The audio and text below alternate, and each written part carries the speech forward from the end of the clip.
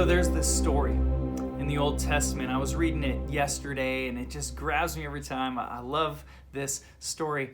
Old Testament times, the nation of Israel is under attack, under siege by the Arameans, a warring faction and nation.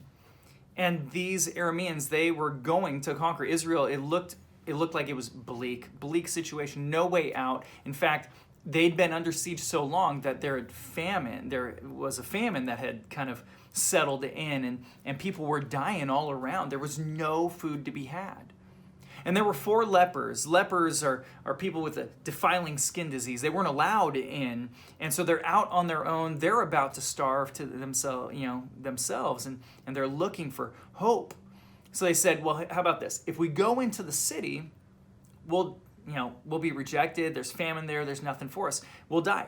And if we go to the enemies, well, they'll probably kill us too, but what do we have to lose? Maybe they'll spare some food for us. So they go and they check out these tents. This whole story, by the way, is in 2 Kings chapter 7. 2 Kings chapter 7. They go to the enemy army's camp, the Arameans. And they go into the tents and they're looking around and nobody's there. Like it's a ghost town. Everything's still set up. Their tents are still set up. The pot's still boiling from dinner last night as the sun is rising the next morning. Clothes are hung out to dry. The weapons are there. Everything is intact except for the troops. They're gone.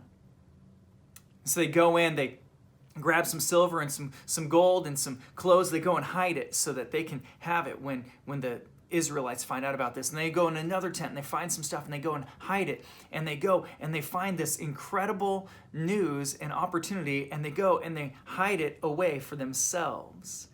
And then at one point, one of them speaks up. He says, guys, what we're doing is not good. Here's what he says, verse 9, 2 Kings chapter 7, verse 9. He says, what we're doing is not right. This is a day of good news, and we are keeping it to ourselves. This is a day of good news, and we're keeping it to ourselves. They realize that this is incredible. Guys, lives were just saved. The enemy has been banished and just deserted camp right here. This is great news. Salvation has come today. We got to go tell somebody. So they run back to the Israelite city nearby and they tell them, hey, the Arameans have taken off. And they didn't believe them at first, but eventually they go out and everything gets better. The famine is no more. People have food to eat. Lives are saved. This is good news. And here's what catches me about this, is that the very same good news has come to us. The God of creation has made a way for us to have a relationship with Him. That we who had rebelled against Him, who said, no, God, I'm going to create my identity. I want my own freedom. I don't want anything to do with you. When we have rejected God and done our own thing, gone our own way, and we're alienated, separated from God under this bleak condition of there being no way on our own to be reconciled to God, God made a way, just like He did in the story where He scared off the enemy on His own. And God makes a way for us to be reconciled to Him through His Son, Jesus Christ, who died on the cross, taking the punishment that we deserved for our, rejection of Him. He took our own punishment upon Himself. And He invites us to life. He saves us. He removes any of the harsh, bleak realities that we were facing and invites us to life and relationship.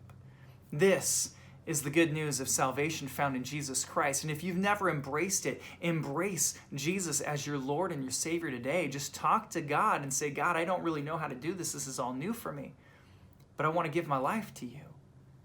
And then maybe comment below this video so we can follow up with you and help you know a little bit more of what it looks like to follow Jesus. But if you know Christ already, if you've taken that step to embrace that life and salvation, if you've experienced the salvation that Jesus offers, then what I want you to hear is these words again, that this is a day of good news. We can't keep it to ourselves. So who is it in your life that needs to hear about the good news today? A friend, a neighbor, a family member, a coworker, a student at school with you? Who is it in your life that needs to see the grace and life and salvation that Jesus offers them? Maybe share this video with them. Just click that button, share it along. Maybe go and talk to them. Share your faith story of how God's impacted your life and the salvation you found in Him, the peace, the joy that you found in Him. If you experience such good news, don't go hide it and keep it for yourself. Run back and share it. May you go and do that this week. Have a great week ahead. Praying for you all, and we'll see you soon. Keep looking up.